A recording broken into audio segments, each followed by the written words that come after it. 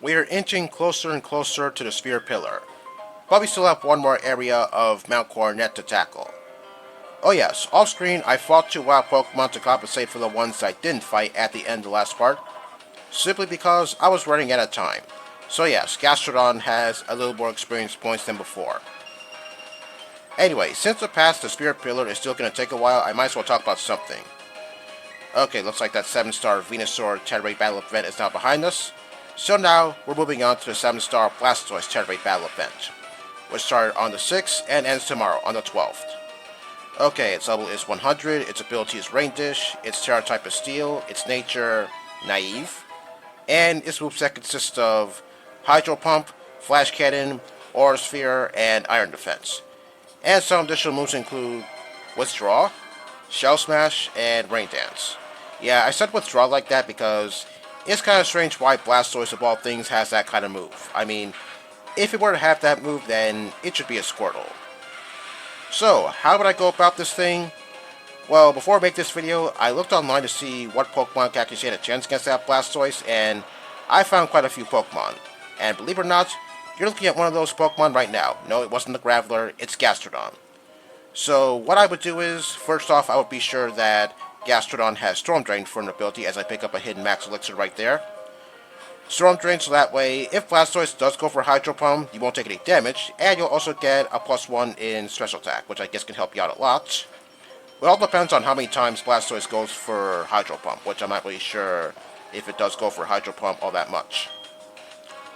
And two moves I would want on Gastrodon consist of Earth Power and Amnesia.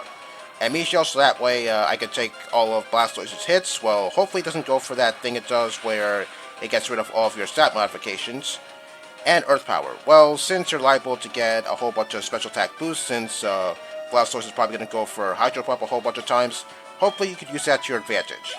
And just to be sure that Earth Power does the maximum amount of damage, I guess you could Terastallize Gastrodon into a Ground type. Well, hopefully that's your Gastrodon's Terra type. Okay, another Pokemon that I would use against that Blastoise, Azumarill.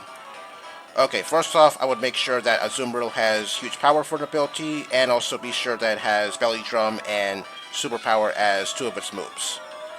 Okay, first off, I would use Belly Drum, so that way I can maximize my attack, and then Terastallize Azumarill into a Fighting type, and then go for Superpower. So hopefully, Superpower does a whole lot of damage to that Blastoise. I mean, yeah, sure, I am going to lose attack, but I don't think it should matter that much because it has plenty of attack power to spare.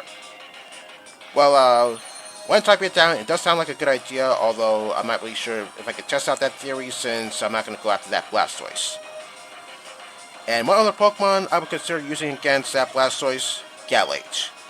Alright, first off, I would use Swords Dance 3 times so that way I could maximize my attack and then Terastallize Galate into a Fighting type, and then use Sacred Sword while Sharpness powers it up, because yeah, Sharpness is one of the best abilities out there, so yeah, hopefully Sacred Sword does a whole lot of damage to Blastoise.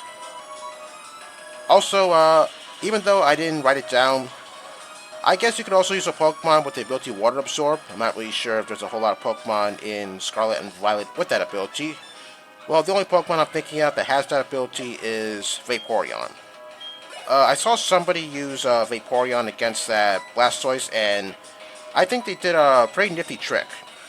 Okay, I believe they Terastallized Vaporeon into a Fire type. That's good, since Hydro Pump won't affect Vaporeon thanks to Water Absorb. Okay, I believe they also use Sunny Day, so that way they could power up their Fire moves, because yes, I believe Vaporeon can get certain Fire type moves. Well, Terra Blast is one of them, since Vaporeon is a Fire type thanks to the Terastallization, so that's bound to do a lot of damage. Also, I believe Vaporeon could have Weather Ball as one of its moves. I'm not really sure if that's a TM move or maybe an Egg move. Yeah, I'm not really interested in Weather Ball all that much, so yeah, I don't know too much about that. So yeah, moves like that, I guess it could do a lot of damage to Blastoise. Although I'm not really sure if Vaporeon could get a certain move that's going to boost its stats, as I pick up a hidden rare candy right over here. Yeah, I'm not really sure too many people know that's over there.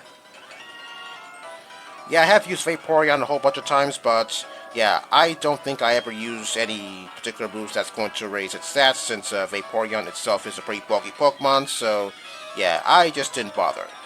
But still, that's a pretty good strategy, terastallizing Vaporeon into a fire type, so that way you could take full advantage of your ability.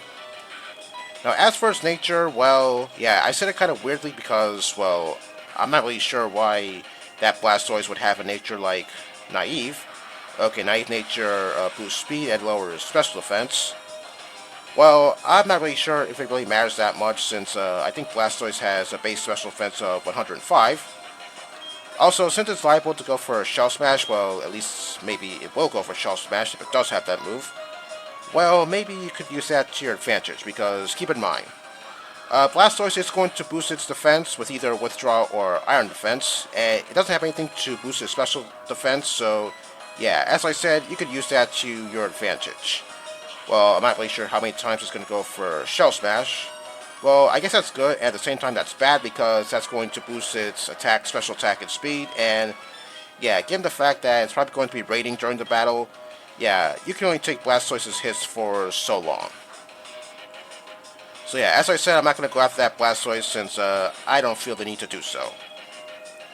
Okay, now I'm going to move on to Pokemon Legend ZA, because there's something that I was thinking about before I make this video. Well, looking back at the events of Pokemon Legends Arceus, where we had Origin Form Dialga and Palkia, does that mean we're going to get another form of Zygarde, or maybe another form of Xerneas and Yveltal? I mean, Zygarde, well, there's a whole bunch of forms for Zygarde, but that didn't make an appearance until, I think, Generation 7, if I'm not mistaken.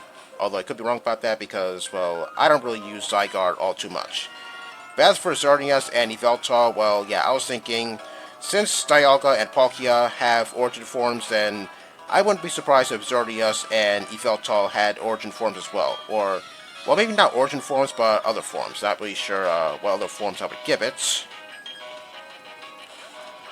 And also, since we were exposed to a whole bunch of legendaries in Legends Arceus, I wonder if that would be the same case in Legend ZA. Well, to be honest, I don't think there are a whole lot of legendary Pokemon in Generation 6. Okay, there's Xerneas, Yveltal, Zygarde, and the mythical Pokemon consist of Diancie, Hoopa, and Volcanion. Okay, I wouldn't be surprised if we were to see those three in Legend ZA. If so, then I guess that'd be pretty cool since I'm not really sure if too many people actually have access to those Pokemon. Hoopa, I think I did use Hoopa in a certain fan-made game, Pokemon Unbound. But it's been a while since I last played that game, so yeah, I'm not really sure how it went. Okay, I could have stayed in with Gastrodon, but that Murkrow used Torment, so that means I couldn't go for Ice Beam on the next turn, so I had to switch out, so that way I could get rid of that Torment. Yeah, Torment is a pretty irritating move. Yeah, I know from experience, since I experienced that back in the, I guess, Battle Tower and also the Battle Subway in Generation 5. Okay, looking at Volcanion, well, I'm not really sure when's the last time we actually had access to that thing since, well, I'm pretty sure there were quite a few events involving that Pokemon, but, yeah, I can't really remember when that actually happened. As for Diancie, well, I want to say it's a pretty forgotten Pokemon, but I'm not really sure if that's the case because, well, I don't know if too many people could still get access to that thing since, well, I'm pretty sure other people have that kind of Pokemon, but, yeah, I guess the only way you can't get Diancie at this point is if you trade with somebody or trade with somebody over, the GTA or something like that. Yeah, as you can tell, I have a hard time remembering something like that since I never traded with anyone in another country in my entire life. Okay, I believe this was the last Galactic run in mt.coronet, so yeah, after this, I'm home free to the Spear Pillar. Yeah, sure he is. Okay, I was about to say Spear Pillar is right up ahead, but looks like I have to take down another Pokemon. Oh, Bronzong? Well, okay, I'm gonna fight this Bronzong with Gastrodon. I mean, it's not like this Bronzong has anything to threaten Gastrodon anyway, especially not any grass type attacks.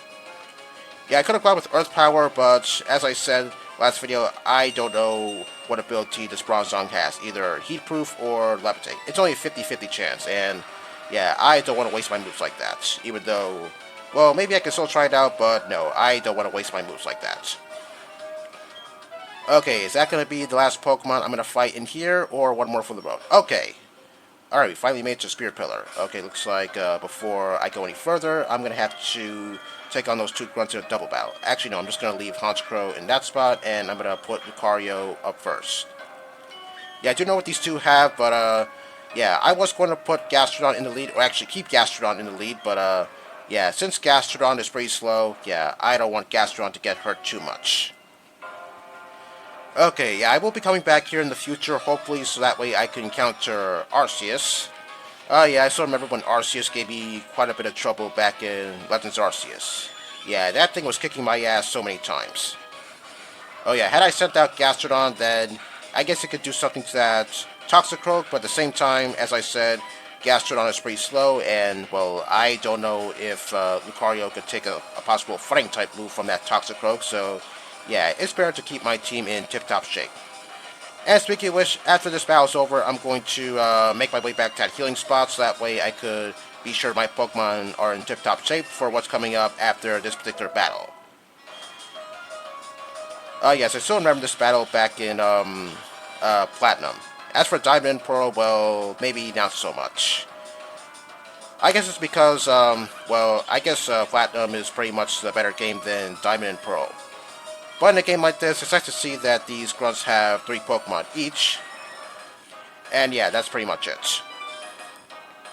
So yeah, I'm still wondering, are we going to get access to the mythical Pokemon of Generation 6 when Legend ZA eventually comes out? Because that would be pretty cool. I mean, I'll be honest, I didn't expect to see the mythical Pokemon in Legends Arceus. Kind of caught me off guard. But when I saw that whole mission, or whatever it was called, involving Manaphy and Fione, yeah, I guess I knew I was going to encounter the other mythical Pokemon as well.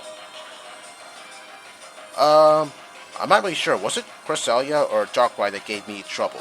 I think it was Cresselia, since that thing was inversing my controls. Although, since Cresselia is not a mythical, yeah, I guess I was confusing it with the Darkrai. I don't quite recall where you encountered that thing. Darkrai, that is. Yeah, it doesn't ring a bell because, yeah, it's been a while since I last touched Legends Arceus, so yeah, forgive me if my memory about Legends Arceus is kind of faulty at this point. I'll tell you this, I had a pretty easy time with Heatran since I had access to a whole bunch of those sticky glops, so that way I could stun that thing. As for Shaman, well, yeah, Shaman was pretty easy for me as well.